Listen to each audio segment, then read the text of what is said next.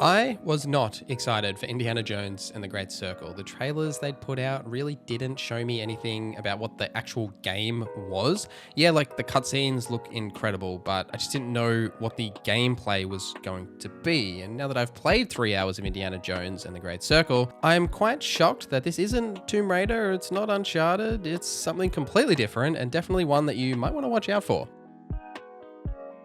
Let me know any questions you have about the game and I'll get back to you in the comments.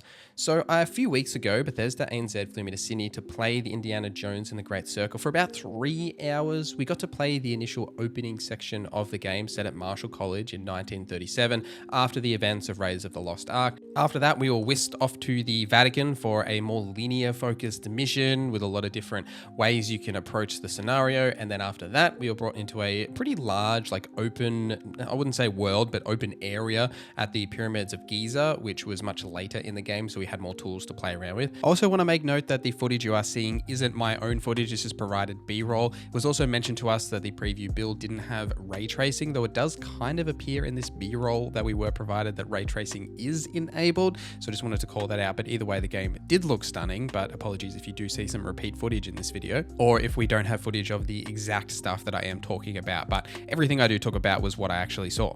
Almost immediately, I noticed that this isn't a reskin of Uncharted or Tomb Raider. Machine Games are making something different that's more closely aligned to an immersive sim. Are these the Guardians? I would guess so, yeah. Nice view.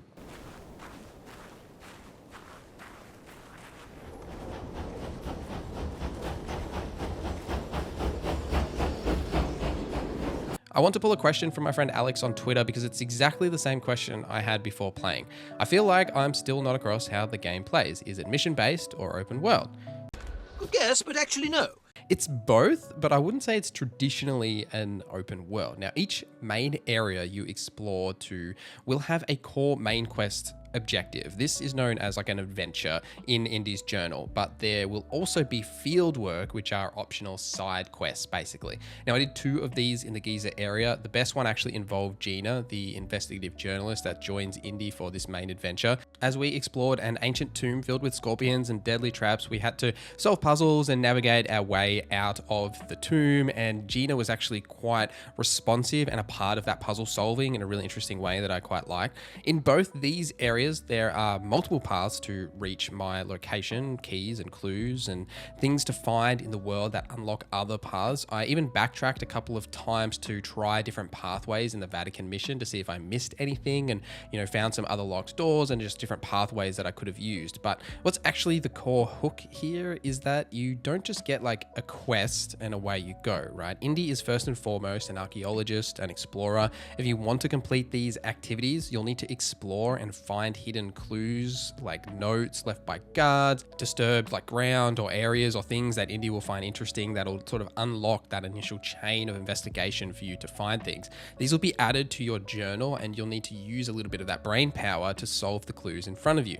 I didn't find any of these to be like particularly hard brain teasers, but I do enjoy the dopamine of figuring things out myself, and the journal acting as Indy's map, his note-taking device, and being able to like hold it up, like physically hold it up and interact with the world. Say like for one puzzle, I was trying to figure out what the code on this lock was, and I had the journal up and I was matching these 2 notes to try and figure out what the code was while then switching over to the lock to then enter the next number. And just the fluidity of that and just the interactivity was quite immersive, and I did enjoy the aspect rather than just having to bring up a menu and like scroll through that menu. It just gives it a bit more interactivity. Speaking of interactivity, Indy's whip is also used in some of these to interact with the world, like a grappling hook or a rope to climb on, but where it really shines is in combat.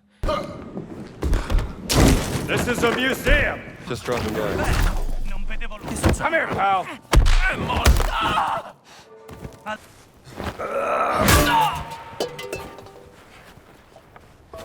Now, starting with that whip, it has the incredible like whip sound and like sort of the punches that you're used to from Indiana Jones. Absolutely love the sound design here. The whip can be used to knock weapons out of enemies' hands. You can then pick them up, or any other weapons you see in the world. If you hit them in the face, they'll briefly stun, or if you hit them in the legs, you'll trip them and pull them towards Indy. Outside of the whip, you've got your trusty fists, as well as a block and a parry, plus guns, which when you run out of bullets, you can switch to like the butt of the gun and use it as a melee weapon, which was like hilariously a good time.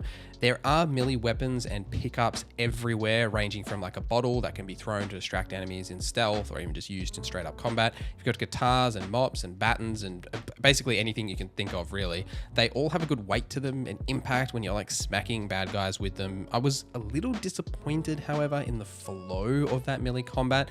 It's too easy to just like button mash your way through a fight, and I never really could get that parry timing down. It just felt a little clunky in some regards. And I spoke to another one of the previewers and they had a similar issue. So I don't know if that was maybe a build issue and it's been like worked out in the future, or if it's just the way that the parry feels. I would also like to be able to holster a melee weapon, which we weren't able to do. So when you've picked up a melee weapon or a gun, you just carry it with you. You can't like holster that to use it later, which is a little weird in some regards, because there is possibility to like put a disguise on, right? So in the geyser section, I was walking around disguised as a worker, so I can like freely explore enemy camps as the standard guards won't be suspicious of you. Captains will still notice you if you do anything to draw attention to yourself, right? Like steal their stuff, that sort of thing. They will notice you. But I was just wandering around in this worker's outfit, like holding the butt of a rifle that, you know, I'd used all the bullets from, and I didn't want to drop it because it's a good melee weapon, but no one seemed to care, right? Like I feel like there should be a little bit of that suspicion still, because that feels a little weird. Like I would like to be able to holster that weapon. It just would be a bit more natural, even if you can still only carry that one with you. Now, while the combat overall didn't wow me and can be a little clunky with the guns and some of the melee weapons, it might be smoothed out by launch, but either way, it's a serviceable Indiana Jones feeling combat system that can propel you to the next tomb to explore or story beat. Plus, you don't need to engage in this combat system either, right? There is a strong focus here on stealth, which really feels like Dishonored and brings that immersive sim Dishonored feel. Like, I wasn't able to ask, but I imagine Machine Games has spent some time talking to Arcane about these stealth and immersive sim elements, because the way that you can manipulate the enemies and the environment and all the different pathways and finding keys to unlock other pathways or backtracking and all that good stuff really feels like an Arcane game in the way that these environments and the level design is actually set up. But what really shocked me was there are skills and progression here. That'll do it. Look at this read.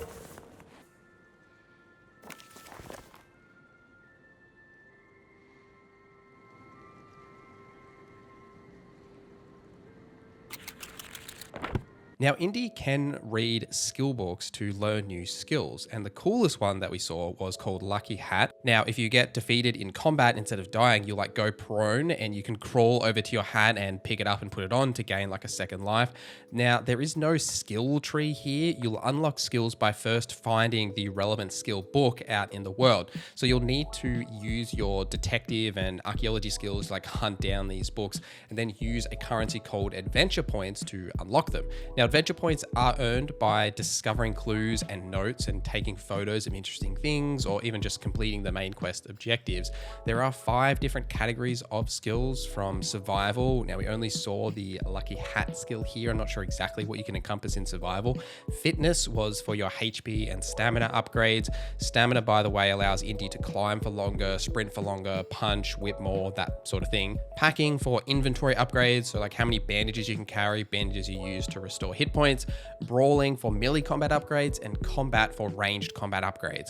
I'm a sucker for skills and progression. You all know this. I really like the decision here not to have a skill tree and having these books that you find instead. It feels a little like The Last of Us in that way, like also being a little bit more realistic and thoughtfully designed rather than just slapping together a skill tree and calling it a day. I like the idea that you have to hunt these down yourself and find them rather than just, you know, picking a skill tree as like your next upgrade.